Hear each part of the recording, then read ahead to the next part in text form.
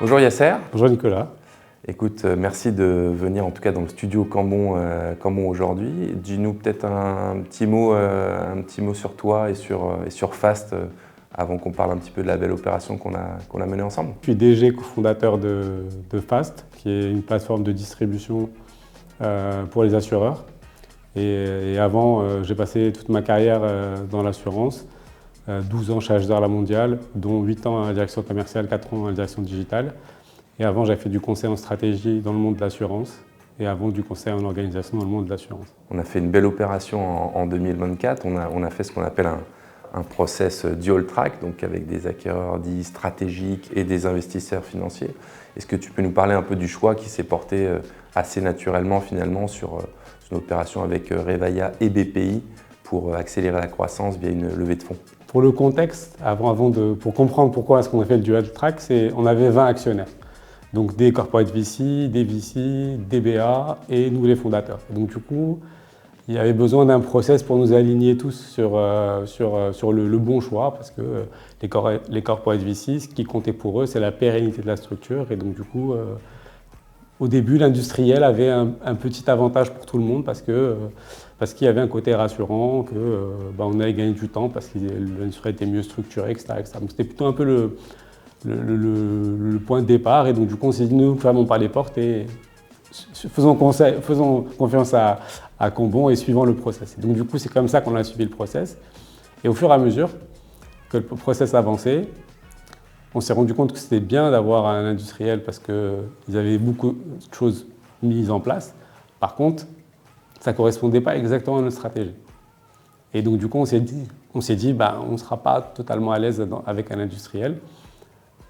Et les fonds nous ont aussi fait prendre conscience qu'il y avait encore beaucoup de potentiel qu'on pouvait faire, surtout si on menait à bien notre stratégie. Donc c'est comme ça que progressivement, on a fait basculer nous-mêmes, mais également tout le monde vers un fonds. Et c'est pour ça qu'on s'est orienté vers le binôme BPI-Revalia. Bel attelage, effectivement. On a mené un process qui a duré à peu près 9 mois, en tout cas un peu plus de 9 mois. Tu l'as dit, beaucoup d'actionnaires différents de votre côté, un cheminement qui évolue. Quels ont été pour toi les points clés de ce process pour arriver à ce bel outcome? Le premier, ça a été de vous faire confiance et de dire il faut du temps pour préparer le dossier. Moi, j'étais impatient et je me suis dit non, il faut préparer, il faut faire la VDD, il faut faire. Donc il y a des étapes et derrière les travaux, il y avait aussi de la maturation en réalité. Donc il fallait du temps pour aligner tout le monde et donc du coup, je retiens d'abord le process qui était important pour structurer. Ensuite, il y avait le savoir-faire de Cambon, la bonne connaissance des fonds et donc du coup l'orientation et même le choix le fait que les premiers, c'était probablement ceux où on avait le moins de chance, mais du coup ça nous permettait de rôder un peu le discours entre guillemets, mais du coup ça a été aussi ça a été les conseils et puis une équipe hyper sympa. On a beaucoup travaillé ensemble, donc du coup c'est quand même important prendre plaisir à voir les gens. Et donc voilà, je dirais le process, l'expérience, le réseau, et puis beaucoup de flexibilité, il fallait s'adapter. On a refait 4 ou 5 fois l'atterrissage, on a retravaillé pas mal d'hypothèses, on s'est dit non, on va être plus ambitieux parce qu'on peut le faire, et puis on a eu des bonnes nouvelles pendant le process qui faisaient que notre atterrissage augmentait. Donc du coup voilà, tout ça c'est adaptabilité, tout en ayant ce process qui a été vraiment efficace et qui nous a permis de choisir le meilleur partenaire. Et puis il y avait aussi la confiance qui s'est installée avec vous. Et très vite, on a compris qu'on trouverait quelqu'un. Et après, on s'est dit non, on trouvera en plus quelqu'un qu'on pourra choisir. Alors tu l'as dit, il y a eu aussi des bonnes nouvelles parce que vous avez continué une phase d'accélération, de croissance avec des nouveaux clients, des nouveaux projets, nouveaux contrats. Est-ce que tu as eu des surprises pendant le process ou des choses auxquelles tu t'attendais pas du tout, au-delà de ce que tu as déjà dit sur… En fait, la surprise, elle n'était pas dans le process. Elle est le jour où on a communiqué sur le deal. Et on a communiqué sur une levée à 27 millions d'euros. Donc on était dans peut-être le top 5 des levées dans le monde de l'Unisurtech. Et tout d'un coup, le regard des clients, des prospects, des compétiteurs a changé. En fait, on était la même équipe. On n'avait pas encore renforcé l'équipe. Et donc du coup, le regard des autres a changé. Et J'ai vu très vite la puissance des actionnaires, soit d'un côté BPI et celle de Rebaïa, qui était vraiment au-dessus de mes attentes, puisqu'ils nous ont mis en contact au niveau business, ils nous ont aidés à revoir les contrats, ils nous ont aidés sur le pricing, ils nous ont aidés sur plein de sujets. Et ça continue, on voit effectivement des nouveaux projets tous les jours, tu le mentionnes, et une bonne dynamique.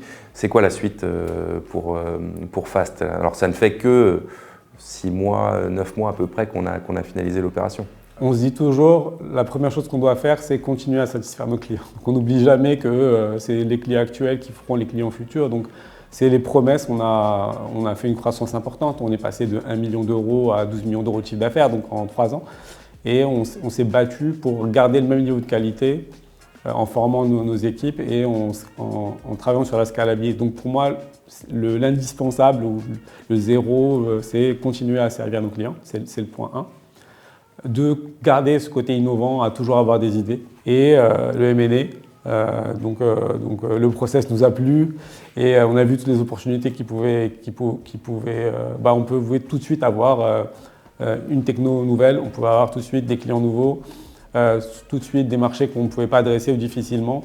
Et donc le process, là on a trois négos en cours et probablement l'international va s'accélérer parce qu'on sent qu'il y a quand même un momentum de marché qui fait que c'est maintenant qu'il y a quelque chose qui se passe au niveau européen. Donc on est pas mal sollicité par l'Angleterre, par l'Allemagne. En tout cas, il y a des pistes. C'est un beau projet. On va suivre tout ça dans les prochains mois et les prochaines années. Merci Yasser en tout cas pour ton temps aujourd'hui. En tout cas, merci à toi et merci à toute l'équipe qui a été top dans l'accompagnement. Que vous nous avez, tout l'accompagnement, toute la manière dont vous nous avez accompagnés dans ce process.